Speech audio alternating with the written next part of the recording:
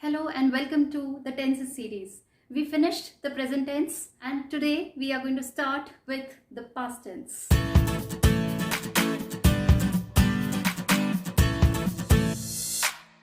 Let's first know how different is past tense from the present. And as the name suggests, that past tense will talk about the actions which have already happened in the past, means the actions which are finished. And for such actions in the past, there is no reference in the present. That means they are completely unrelated to the present moment. You need not worry about the subjects. Whether the subject is singular or plural, the verb form will be the same for all. And here we take the V2 form or the simple past form of the verb. Today we are going to see how to form this tense, when to use this tense, and what things to remember while using this tense. So without much ado, let's start with our today's lesson on simple past tense.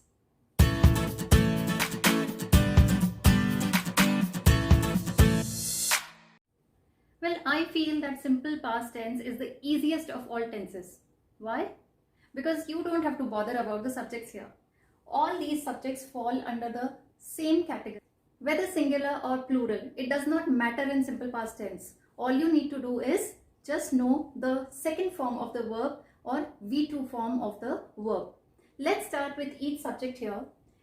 I, and then we'll have the V2 form. Let us take the verb run. What are the three forms of run? Run, ran, run.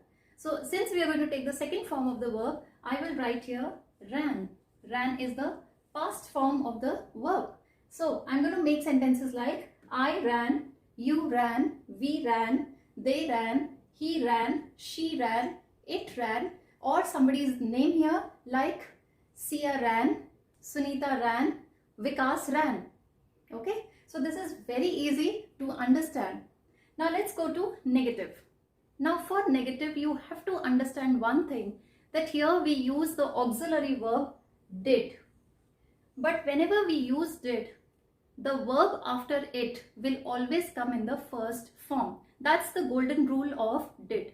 Like in positive tenses, we had V2 form of the verb, but in negative, when we form it with using did, the verb will always be in the base form. Let us take the same example and make sentences. Did not, then I cannot use here ran. So I have to use here the base form, that is run. Right? So let's start making the sentences now. I did not run. You did not run. Now did not can also be used in the contracted form like didn't. And so we can also say we didn't run. They didn't run. He didn't run. Or let's say she did not run. It did not run. And Sia did not run. Sunita did not run. And Vikas did not run. So did is one thing that you have to remember when you make negative. Unlike in simple present, we used the auxiliary form do. Here we are going to use did. But with did, the first form of the verb. Next, let us come to the interrogative section. Here again we'll use the same auxiliary form did, and because we are using did, our verb will be in the base form always. Let's make the negative and positive interrogatives both with these subjects. Did I not? What will I write here? Run or ran? Run. Correct, because we have to use the base form and a question mark because it's interrogative. Okay, so did I not run? Did you run? Did we run? Did they not run? Did he run? Did she run? Did it not run? Did Sia not run? Did Sunita not run? Did Vikas run? So after looking at the very easy formats of constructing this tense, let's move to the usage of this tense.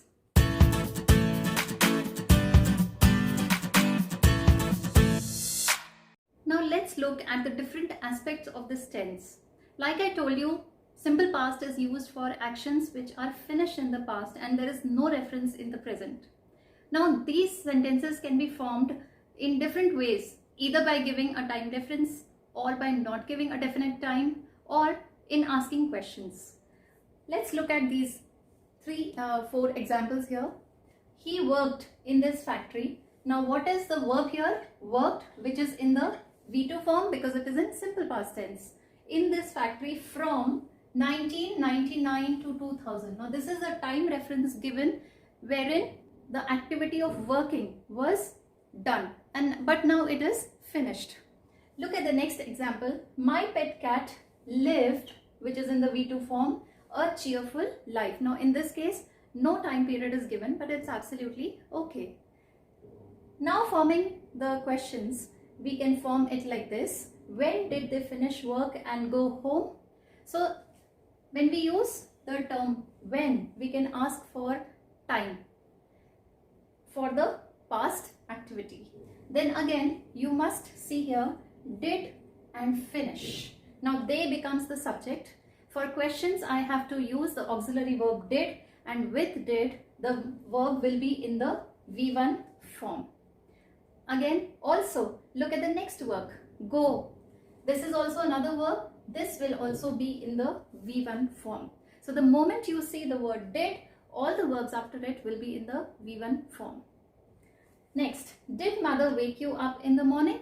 Again, now this question starts with the question word did, and what will happen to the verb here? Wake is the verb which will come in V1 form or the base form.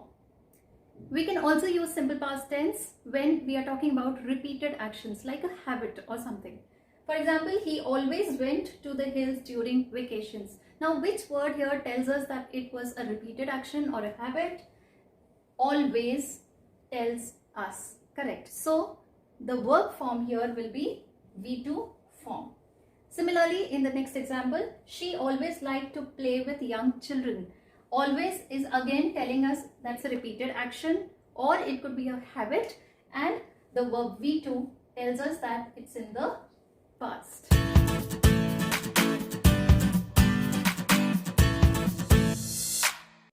Coming to the next usage, for actions which lasted for a period of time in the past.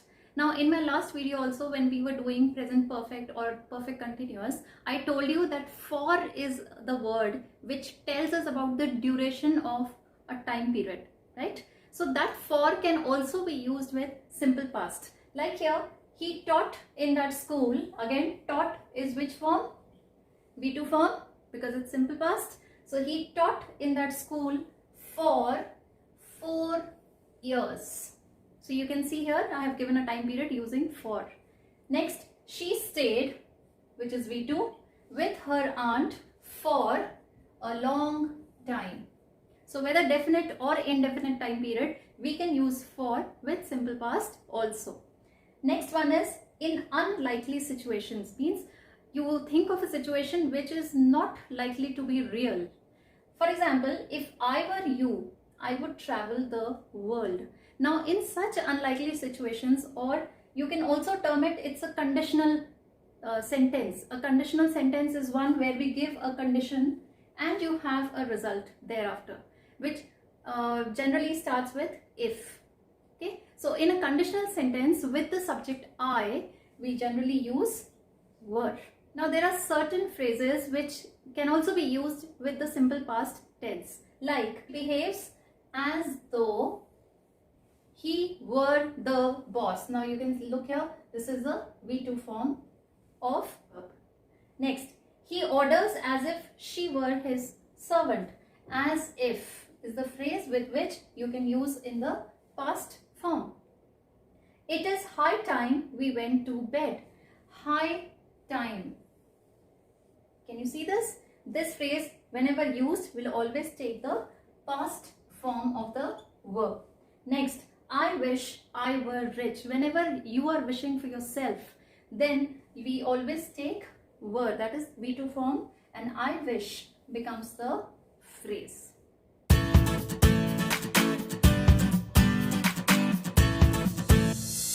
Now past tense cannot be complete unless we compare it with present perfect, because unless you know the difference between the two, you will not be able to properly use this tense. Now here's the difference between present perfect tense and past tense, and let's know when to use which tense and when not to use that tense. Let's start with present perfect tense. In present perfect tense, we talk about actions which have completed in the present moment. They might have started in the past but completed right now. Okay? Now, but in the simple past, actions have happened in the past at a definite point of time. Now here in simple past, we can use certain phrases or certain words to tell us definitely at what point the action happened. But such kind of words, which are also called as adverbs, cannot be used in present perfect tense. Let's look at an example here.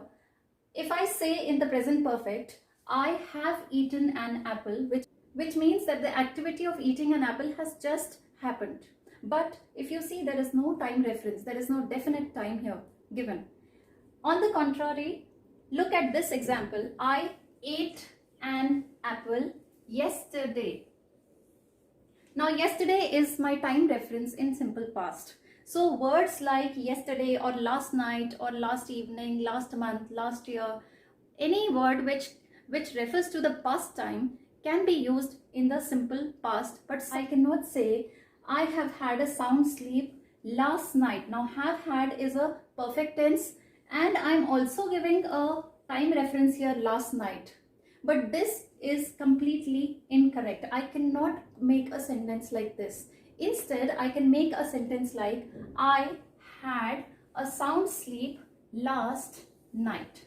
Therefore, whenever you are giving a time reference, you have to give it in simple past, not in present perfect. Also, present perfect activities have got relation with the present time. They are related to present because somewhere they end in the present moment. Whereas in past, there is no relation with the present time. They have happened, they are finished and nothing to do with the present moment. For example, I have shared, like have shared is the perfect tense, this apartment with my friend for 4 months. Now in this tense, I've been given a time period and I'm telling that I have shared, which means, now this sentence means that I'm still continuing to share the apartment with my friend. It started 4 months back and now in this entire duration of 4 months, I am still with him. But if you have to use the same example in simple past, then it will be something like this. I shared this apartment with my friend for 4 months.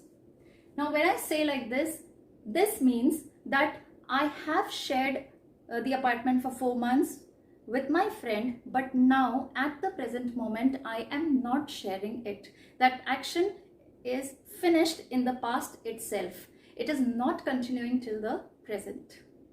So this is where my today's lecture ends. Simple past is a very simple tense. You just have to remember V2 form and that's it. Coming up is past continuous. So look forward to my next video wherein I'll be showing you all these aspects of that tense and we'll move ahead in the tense series. Thank you so much. Take good care of yourself and goodbye.